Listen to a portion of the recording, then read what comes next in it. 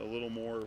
Like, did the mood kind of change a little bit, or is it still? Well, it's probably the wrong day to ask me. It was our first day to lift weights prior to coming out, and so I had to drive them a little bit. The coach said drive them a little bit. Everybody seemed kind of flat early. We got a lot of work done. We got our 2 minute type situations and a lot of our special situations done at the start.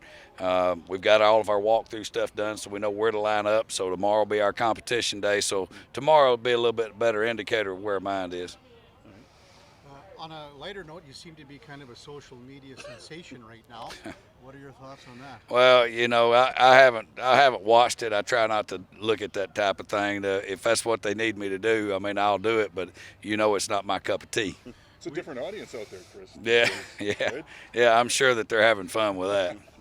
But is there still that kind of the ability to make another connection, which maybe the franchise needs? You know what I mean? Yeah, I mean, like I told them, I'm willing to do whatever they need me to do, to try to get, people to support our football team. Certainly, I went and spoke the other day to the Rotary group, and I told them, I said, I'm willing to do whatever they need me to do out in the community to help our football program, number one, and help the community, number two, and I firmly believe with that. And do you feel that from when you were here last time in 2015 and won, is there a little difference compared to now where you have to do a little more of that stuff? Well, there's a lot of things that have, a lot of water under the bridge since the last time that we were here earlier and we won a Grey Cup. All that stuff's been a long time ago. So you've had COVID since then. We've had a couple bad years back to back. We haven't won home games, yada, yada, yada, all that same narrative. So we can't worry about that. We just got to worry about playing winning football, and that's what we're attempting to do, is to try to go out there and practice as hard as we can, prep as hard as we can, and play as hard as we can. Chris, has the words Grey Cup come out of your mouth around these guys? Yeah, I mean, if we don't have Grey Cup in our mind, I mean, we're in the wrong business. We need to go home now. Again, I learned from Don Matthews a long time ago. Anything short of Grey Cup championships is a disappointment. Don't matter who you are. So don't matter what you did last year. You that's your goal. You play to win championships, and that's what we intend to try to do. Well, Chris, you've turned it around really quickly before. Does that sort of thing bring an expectation? Well, again, like I say, I mean, when I played college ball, I certainly, I wasn't the biggest guy. So if I'd have thought I was going to get my ass kicked, I probably would have never even touched the field, So, again, and I wasn't a great player in college. I barely got on the field just to fight for those few reps that I did get. So the thing is you go out every day to win a championship. You got to prepare that way. You got to live that way. And that's what you got to do, both as a staff and players. Mark Korte, how would you assess his play last year, and what are you looking for more from him this year? Well, we need Mark to be a leader with that offensive front. He's a very quiet guy. We need him to be assertive. We need a guy that they can hang their hat on, they can clutch into, and because there's going to be times when when that's needed. The older guy, the guy that's been through the battles, you've got to have that guy step up and be the guy. Do you find if there's any more pressure because he's a local guy, does he take that more on himself? Well, I mean, you'd have to ask Mark that. I mean, he's been a really good player for a long time. I've coached against him. I know how good he is, and so he's he's a versatile player, can play anything, and so you'll just have to ask him as far as all the local stuff. I mean, I'm sure he loves the organization. I'm sure he grew up an Eskimo fan and now being an Elk fan. With the continuity, I'm sure the player loves continuity.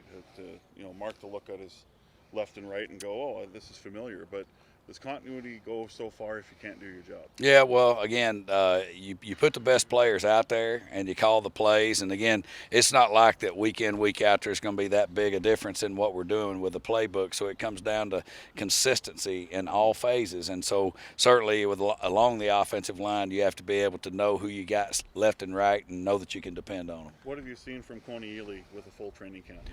Well, he started out really hot last couple of days. Probably a bad day to ask me because I hadn't watched the film from today, but the last couple of days he hadn't flashed like he did in the game the other night. He certainly flashed, and he's a guy that's been through the rigors of a pro season for a long time. He's not a spring chicken, and we're going to ask him to play 20 plays as hard as he possibly can. That's what we need out of him. You speak to the size you got inside.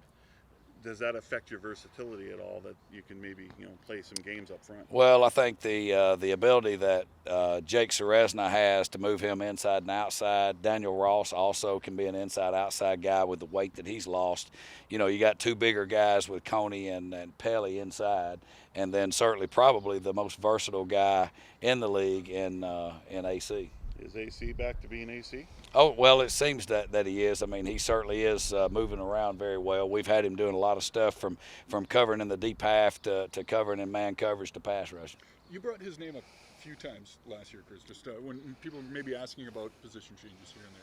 What's it like having the prime example now on your roster, on the field, that you can just point to? Yeah, I mean, again, you know, I was watching this morning when he was catching some of the field goals, you know, because he's a wing and he's just such a natural athlete. There's not a whole lot that he couldn't play. Coach, can you give me a run through your kick game? Are you satisfied right now that you could start the season today with the gentleman you have? Yeah, I mean, I guess it'd be a little bit late if I didn't. I mean, we play Sunday, so today's day one, so I feel pretty strongly that they're the guys that we need to win the game. Give me a run through the both. Well, I mean, Faithfull, he's a guy that he's got tremendous leg.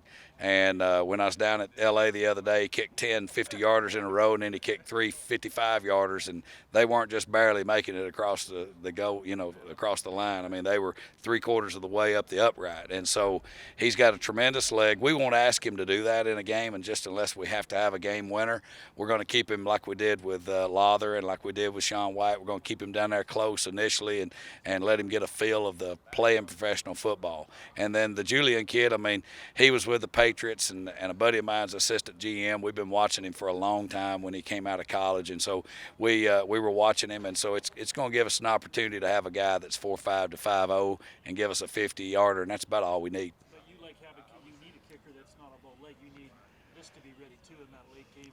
Oh yeah. Yeah, has he got that? Who's that? Faithfull? Well, you know what? I mean, we'll have to see. That's what I just got through saying, is the fact that we're going to keep him down there close. We're going to probably keep him between 45 and 40. You know, that's about the extent of what we'll do. But if we need it, I know he's got the legs. Just a matter of him doing it. Chris, how did it work with Noah Curtis? You guys brought him in to work him out and then found out, hey, we might have to draft this kid. Yeah, we actually went, you know, we went down, and he was at a workout that we saw, and there's a guy that I know trains him. And so found out that, you know, that he had the potential to be Canadian, so they sent in their paperwork. I went back down, looked at him again another time at another workout, and just, you know, he looked like he possessed what we needed to be a rotational defensive lineman. He's done actually a little more than what I envisioned him being able to do at an early age. So it took some extra steps and a draft pick, but it's all paid off at this point. Yeah. I mean, again, you have to look at everybody that's available, and he's played at a high level. His college film is very good, and he can give us an inside-outside guy. You know, he's only about 270, but he can play inside or outside. All right, thank y'all. Appreciate it. Hey, Chris, thanks for.